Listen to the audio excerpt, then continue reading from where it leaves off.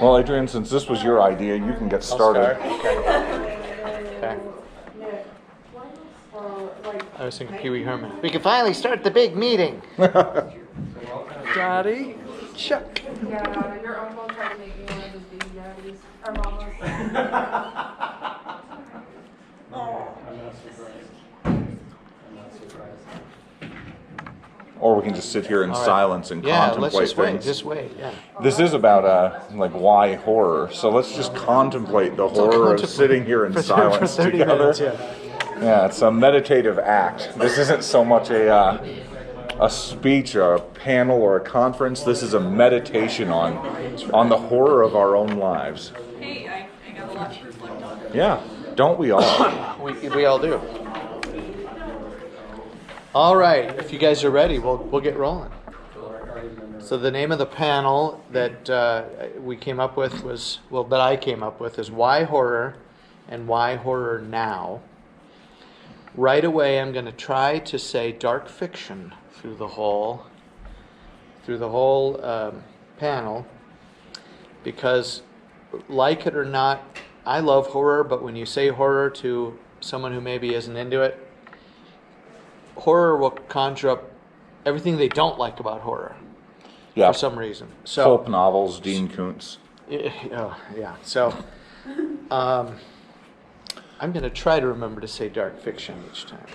It does legitimize things. Right. I'm going to talk about why I like to write it and why I think people should read it. And to give you background, I'm an avid reader. I read anything I could get my hands on growing up.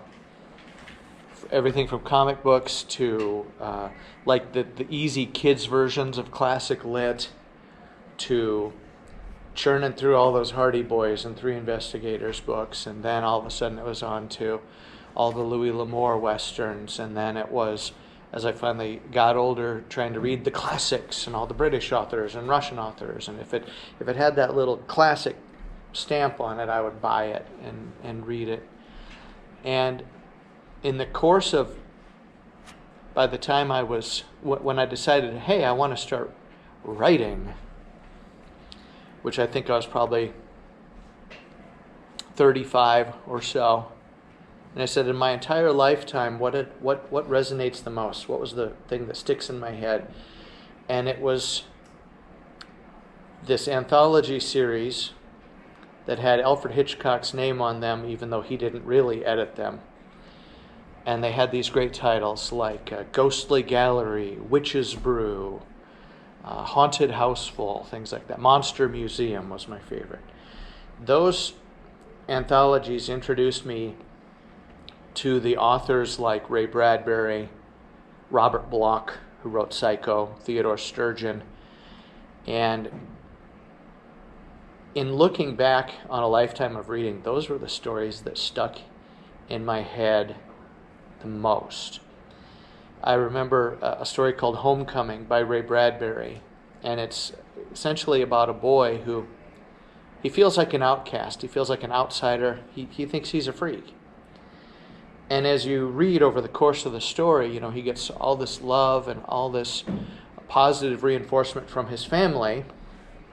His uncle has great big bat wings, and they just think it's normal. And they have relatives that are coming from out of town, and they're all monsters, basically. So over the course of the story, you realize that the kid's normal, but he feels weird. And it resonated with me right away because we're all a little weird, and we all feel like outsiders. And so I really enjoyed that story. And another one that always stuck in my head, I'm in 5th grade, sitting in a beanbag, and I'm reading this story about these 2 sailors who are on shore leave. And they're in this tavern, and this little dapper gentleman sees that the one guy is, he has a really fancy lighter. So this little dapper gentleman comes over and he says, I'll wager you my Lincoln Continental, which is parked outside, that your lighter will fail if you flip that 10 times 1 out of 10 times it's going to fail. So the Navy guys, they've been drinking and having a good time, and they decide to do it. And the author just stretches out the tension to this unreal, just, the elasticity to the breaking point, as the guy is sitting there flipping and his hands shaking and he has to wipe the sweat off, and you're just going, oh my gosh. Well, the tension is because if he doesn't win the car, if his lighter doesn't flip on, the guy's going to take his little cigar cutter and he's going to take the end of the sailor's pinky off. So that's what's at stake. And they get to the end of the story where he has flipped it 9 times, and right before he flips it the 10th time to either win the car or lose part of his finger, this female voice says, "What's going on in here?" And she chews out the dapper little gentleman, and she says, "You told me you weren't going to do this again. You said these days were through." Turns to the Navy guy, she says, "The bet's off. Nobody is losing a finger, and nobody's losing a car." And the little dapper gentleman is shamefaced, and he says, okay, dear." And the sailor, who's the narrator of the story ends with, the lady holds out her hand for the car keys, and she only has a thumb and 1 finger. And all of a sudden, there's this whole backstory that just comes thundering down in the last sentence of the story. And the guy that wrote that is Roald Dahl, who wrote Charlie and the Chocolate Factory. And I was like, 5th grade me was like, this guy's got a dark side. Holy crap. And all of a sudden, I wanted to explore that. And, we all have a dark side. Yeah. And so when I decided to start writing, I wanted to write the stuff that had resonated with me. And what I said to myself is, if in my entire career, if I write a story that hits somebody, that is that impactful to somebody, that's cool. That's what I want to do. And so I took these copious notes because I have quotes that I want to make sure I get right. So now we get into why should you read horror? Why should the average person read it? Dark fiction. Dark fiction asks questions. Questions like, why is there violence? Why do we have to suffer pain? Why is there cruelty? It's uncomfortable facing these things in real life, so dark fiction can be a buffer and can allow you to sort of stare at the sun with sunglasses, to use an analogy there. If it's done right, it teaches lessons. These are cautionary tales. These are stories that'll make you think. It took me a long time, took me years actually, to realize in that story, which by the way, it's called Man from the South. I should have said that. The Roald Dahl story is called Man from the South. And it took me many years to realize that the character that actually got redemption in that story is the wife or the girlfriend who's missing the fingers, because she has gotten past her addiction to that thrill of, maybe losing something in exchange to gain something. And I think if a story is written like that, you can learn a lesson from it, and I think that's good. It also teaches you empathy. You take your main character, the final girl in a horror movie, right? Like, you get to live vicariously through her. You get to suffer along with her without getting hurt. And it's kind of like walking a mile in somebody's shoes, except that person is really getting put through the ringer. And so they say that you can gain empathy, and honestly, that's true with any story, because you're seeing somebody else's life in a story. So it asks the tough questions. The second thing that horror fiction should do, and I have to tell you guys a side story here. Dark fiction. Driving downtown, guy changes lanes in front of me and he doesn't use his turn signal. And then he turned and he also didn't use his turn signal, and I was still behind him and he turned again and he didn't use his turn signal. And luckily I had a tire iron with me, And at the next stoplight, I jumped out. He was driving a convertible. So I just jumped right over the hood, just smashed that guy over the head with my tire iron. Cracked a little hole in his skull, stirred the tire iron around, make him a little smarter to use the turn signal. And I smacked his companion in the face, knocked all her teeth out. And it felt a lot better. But, of course, I didn't really do that. I just imagined doing that, and I thought that was a pretty horrible, violent outburst. I'm a nice guy. I would never do that. That's the difference between you and me. That's right. And that's the second thing horror does. It's a healthy outlet. You can blow off steam. You can read about the most horrible things. Nobody gets hurt. I kind of exorcise those demons a little bit. People have a Jekyll and Hyde personality, or people say, "Oh, the devil made me do it." All that. We all have that dual nature, and horror fiction for me lets you sort of slum down in that dark area of yourself, and it's cathartic. And you come back and you've blown off some steam. You feel better, and nobody gets hurt. And I got to quote a horror author, Tim Wagner. You probably know Tim Wagner. Oh, yeah. He says, "We can get in touch with our dark side, express it, map it, acknowledge it, and once we do, it ceases to have power over us." And I always thought that was a really cool quote. And He says no one gets hurt. But then there are Mark David Chapmans in the world. You know, the men who read a book, a piece of classic literature, and then they kill John Lennon. That's true. And Catcher in the Rye is not even a horror. No. Anything. I mean, It's just depressing. it's dark. It's dark. There Yeah. you go. It's dark. So people can get hurt. Well, you know what? Look at I don't know. Look at what Taxi Driver did. To It got Reagan shot. what the heck's that guy's name? Forget his name. John Hinckley Jr. Hinckley, yes. Okay, well, He got out of prison too. I'm glad you said that. He's on Twitter. Oh, good. I'll follow him. Do we all know the quote from the philosopher Friedrich Nietzsche? If you gaze into the abyss, the abyss gazes also into you. Which is similar to a line from Revelations. Who is so like the beast that he can do battle with the beast? Oh, there you go. Huh. But you can't let it go too far. The Hinckley Yeah. and Chapman, they stared into the abyss too long. Or not long enough. Somebody interprets that as when you confront evil, make sure it doesn't influence you. Oof. I don't know.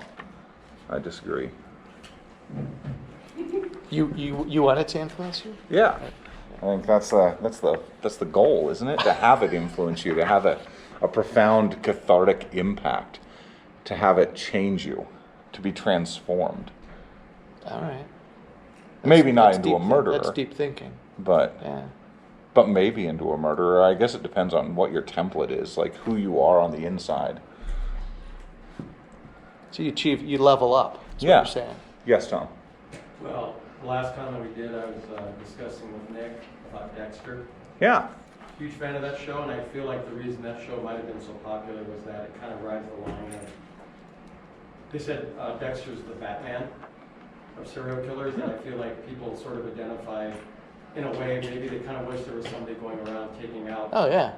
others, you know what I mean? And I think that's kind of that safe zone of like somebody wishing that there's ways to deal with things, but it's still kind of riding on the shoulders of the protagonist a little bit, you know. And I think that, like you said, the real world examples of people taking that too far, I think that's also a classic case of horror. Might have been one kind of rabbit hole they went down a little bit, but it could have been anything, honestly. It could have been a gum wrapper. Yeah. You know, that would push them over the edge. And for me, the reason I bring this up is that by nature, as a kid growing up, horror was not my thing when I was younger. It was always superheroes and science fiction, but as I get older, I've always been intrigued about what draws, because I have a lot of friends that are in the horror genre, what draws them. And so you describing that kind of makes sense to me now. You know, like you said, everyone has a dark side and has these moments like, you know, what you like to do to somebody, but you're not going to. I feel like we've gone into a nature versus nurture type of direction here now too. that Yeah. like a gum wrapper would have triggered this person because it's just part of their nature. Yeah, so, anyway, so it's enlightening for me to hear that, because like I said, I've kind of tried to be more open to other genres and want to understand the appeal for fandom of pretty much any kind of genre, so thank you, that's enlightening. Yeah. to me. I just like to let loose. There's that also. That's true. That's true. It's super cathartic. Yeah. I mean, all the weird little daydreams and stuff you have, I just started writing them down on paper. This is my third and final point: is that dark fiction, helps us face our fears. It's your idea, and you keep messing it up. Yeah, I know. You know, anything I've ever been really afraid of, turns out it wasn't as bad as I thought it was going to be. I think that's sort of something that's true in life. But people are afraid of spiders, they're afraid of confined spaces, they're afraid of death. And all of those things are used in horror fiction. Anything anybody can be afraid of, it has been used in horror fiction, I'm sure. And it's kind of like you Sewers. steal a glance at it. You know, you get a little practice run with it. You get to check it out ahead of time, and it allows you to face your fears. And It is Shark Week. Yeah. and sharks hardly kill anybody, but thanks to Jaws, people are convinced. Cows kill more people than sharks do. Yeah, The sharks do. yeah, You said cows kill? Yep. it's Yeah, true. statistically, cows on an annual basis kill more people than sharks do.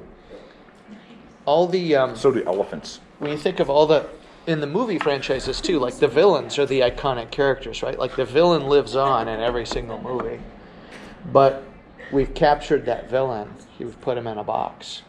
We can examine that villain, He's safe. that he's safe. Yeah, yeah. Well, it's like I raised my kids to believe that there's nothing to be afraid of unless there's something to be afraid of, and at that point, it doesn't really matter. Being afraid doesn't change anything. Like Everything like you go into it unknown, there may or may not be something to be scared of, but by the time it turns out that there is something to be scared of, being scared is kind of useless. you can't be scared to deal with whatever. Jack Ketchum, you know Jack Oh, Ketchum, yeah. right? Another great author. Amazing. I was looking for the exact quote because I fell in love with the quote he made when he said that each time he writes a horror novel, he sort of sees it as stealing a kiss from death. And I always thought that phrase, stealing kisses from death, was really interesting to me, was that he's just facing future fears just a little bit at a time. Yeah. And I thought that was interesting. Should we talk about now? Why horror now? Probably a good idea. Okay, this is, now my notes turn into a shamble here. This is like a puzzle. So why Starting to look write like a conspiracy why theory write wall. or read horror fiction when real life is so horrible to begin with? And this was kind of a hot topic in the horror community after 9/11. Yeah. And then it's kind of cycling around a little bit again with all the school shootings and mass shootings. And you got stress from COVID and politics, and everything is just, you know what I mean? Like, I just feel like this weight on my shoulders all the time. And so why do horror? Aren't you making it worse? My position is that you're making things better, because at least in a horror story, you know who the monster is, right? It's very clearly defined, the good and evil. It's not as easy in real life. No, sometimes the too. best horror leaves that kind of up in the air until It the is up very in the air. end. It's true. It's open to interpretation. Yeah. You know, there are tons of people that they cheer for the bad guy in a horror movie or a horror novel. Maybe or, some you know. part of us just wants everything to fall apart. That's right. There are those of us that want to just watch the world burn. Yeah, everything should collapse and we can start over again. Amen. Good paraphrase about Joker, by the way, so What's that? everyone wants to just watch the road. That was the line out of The Dark Knight. Yep. Ledger Joker. Oh, is it? Yep. Is it? I didn't know that.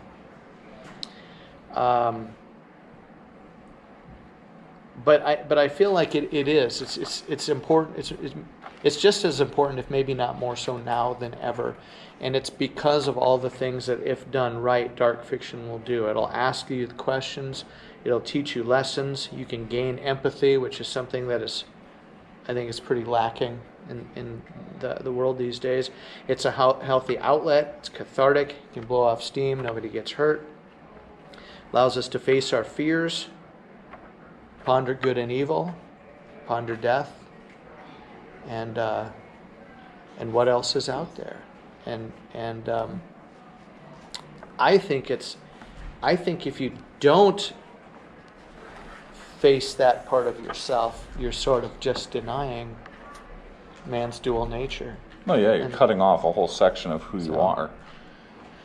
I mean, we all have that kind of quality to us. We all have that perverse, dark, cruel nature to us.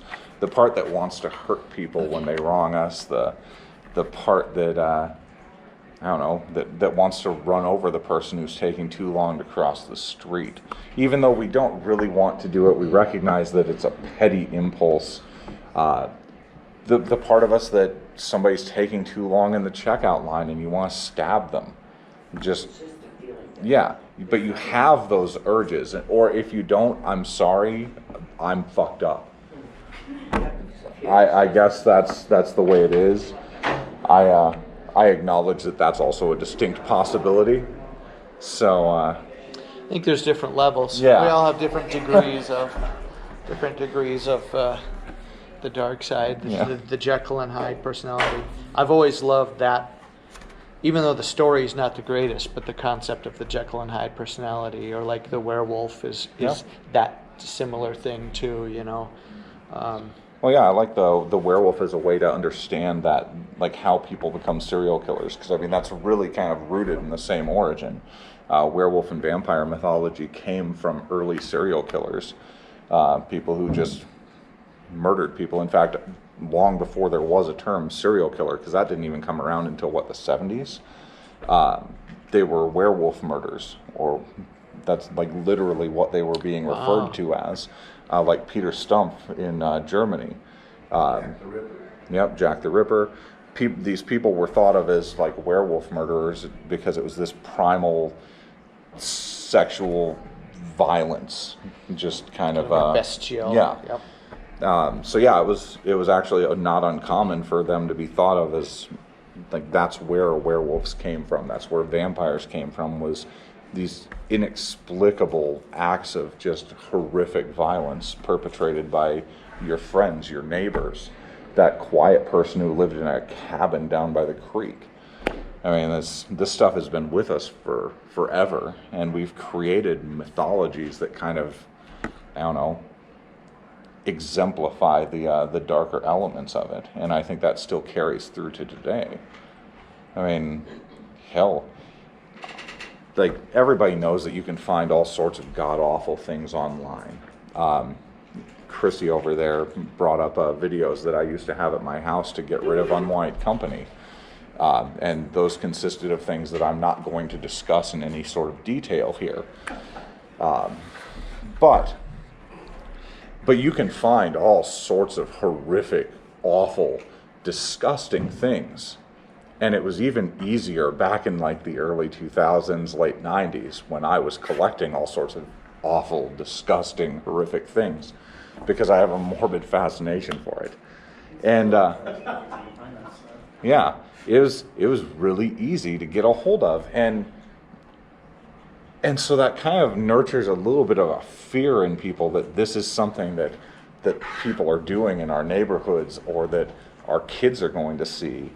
Or, oh God, is this something I would do under the right circumstances?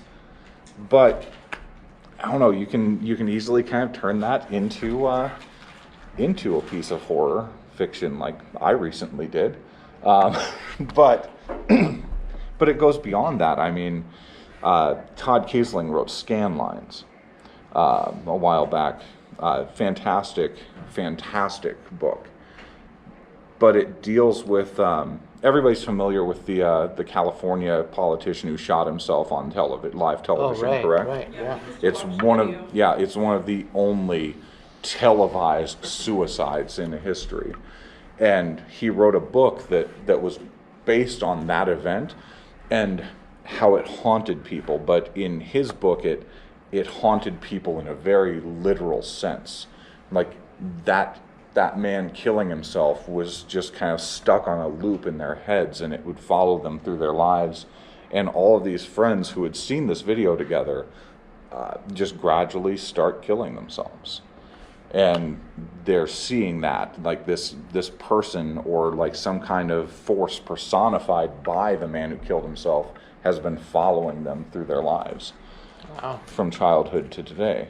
And so it does. I mean, that kind of goes hand in hand with taking real world horrors, taking things that scare you or that you don't understand, and turning it into a form of catharsis. Creating something out of it that you can kind of get a handle on, or kind of taking what you're afraid of and extrapolating from that to find something new, or creating a new horror out of it. I mean, It depends on if you want to find a way to gain catharsis, or you want to keep mining the territory. yeah. And so, I mean, they can be the same thing. They're not mutually exclusive. Yeah. You can intertwine those all the time. I mean, I don't know. I suppose we kind of talked about how you got into dark fiction. I guess I suppose I should probably take my chance. How did you get into dark fiction? I blame the Book It program when I was a kid. You know how you could get those personal pan pizzas for reading certain numbers of pages? Well, the biggest book we had in my house when I was in 6th grade was the unabridged version of The Stand by Stephen King, and that got me like 10 pizzas. Reading that book. And then the teacher at that point had this like model of the solar system on the ceiling of the classroom. And then as we read certain page counts, we would get moved further out into the solar system, and that pushed me way past everyone else. And I got a ton of pizza for it.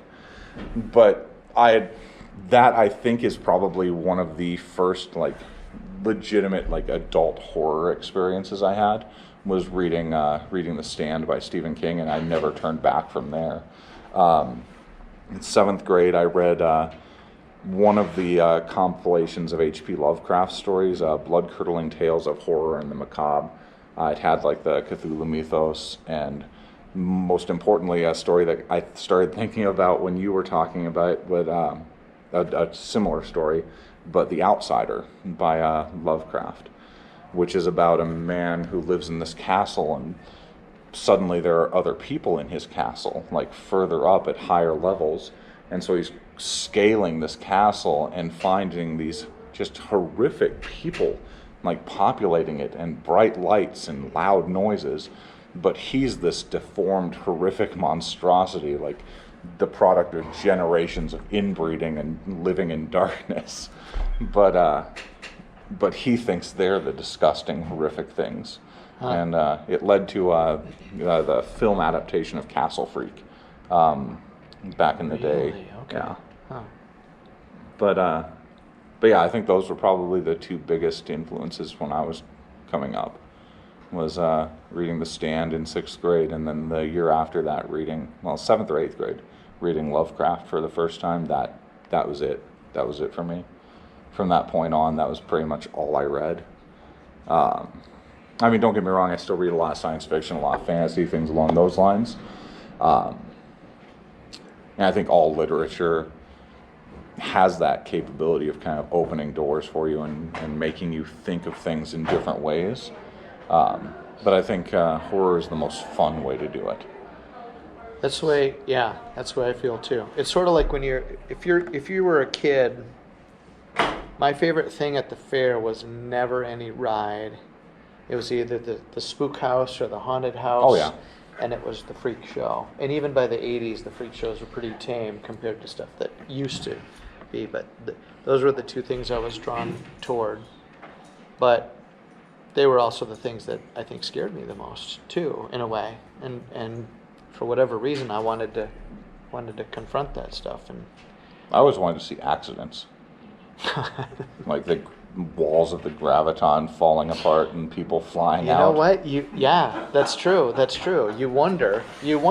But Isn't that part of the thrill of riding the rides too, Yeah. though? Is you're kind of secretly afraid something's It's going to go wrong? I think it's kind of tangential to the call of the void. Everyone experiences this to some extent. The call of the void is that thing inside of you when you're driving down a dark highway at night and you see a set of headlights and you're tempted to just swerve into that lane. You don't know why. You're not feeling suicidal. You're not depressed. You're not upset. But you have that desire to just say, what if? It's that part of you that if you're up on a rooftop, you just keep nudging yourself closer and closer to the edge or a cliffside.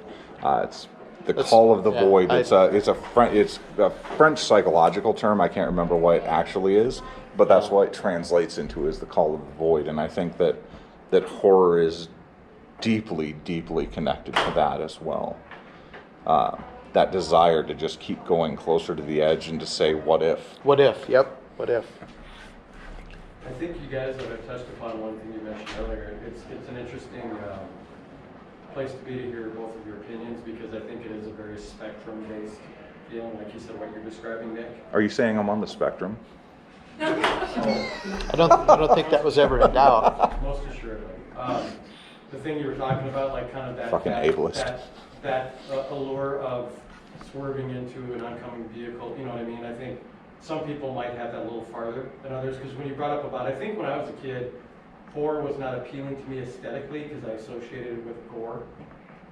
The Incredible Melting Man. You don't like gore? You don't like gore? I've gotten used to it as I've gotten older. Now that I've had to design creatures and stuff for video games, but I'm saying that I think that was probably the initial turnoff, was the aesthetic part to me. But as I've gotten older, what you touched upon, I'm a big fan of true crime documentaries. Oh yeah. Because I find, like you said, that's that kind of that part of your brain where you're going, I can't believe somebody actually did this.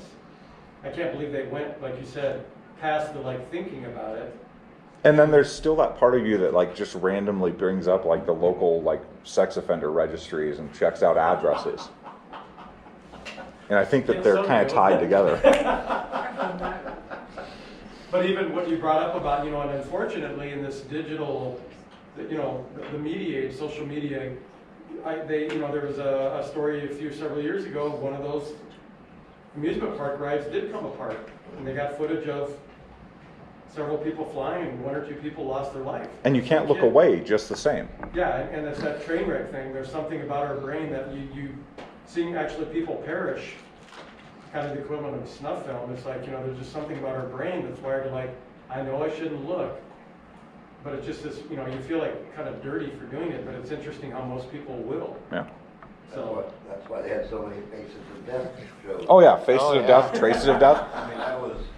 I love spending weekends with my dad because we'd go to like Video World and rent movies, and I systematically went through that whole horror section that they had, and Faces and Traces of Death were included in that. And schlocky and garbage as they were, it was hard to not watch them. I think the worst one I ever watched was Insidious. I don't like that. Ah. That was terrifying. I have to watch that one now. I bet you I could have read the book. It's just... Sometimes the much. movies are a little bit harder to deal with though, because I don't know, there's something like reading the book, there's a degree of separation and safety from it because it's words on a page and you're just hallucinating while you're reading them. You're actually seeing it. It's horrifying. I remember this thing on Reddit. It's called the 50-50 challenge. You're either going to get something really grotesque or you're going to get something really nice. And there's some true ones where it could be really good. Like, really gory. Now, see, that sounds Now, like how fun. long did you go? Like, how long did you keep? Did you do it? Did you? Yeah, I've done it a few times. Yeah. A friend of mine, actually. Yeah. I remember back when I was like 14 or 15, I'd go over to his house, and he's like a few years younger than me. We found it out like a while ago. I don't remember what it was, but yeah, we would do it a few times every year, just for the gore factor and everything, shock value. And half the time they're nice, and the other half were Right. Not so much. So you're. That's the opportunity. You face a fear. You You don't know what get a you're gonna glimpse of get. death. Yeah, yeah. Well, and that's like part of the reason why horror now is probably something. There's a renaissance, like it's a golden age of horror.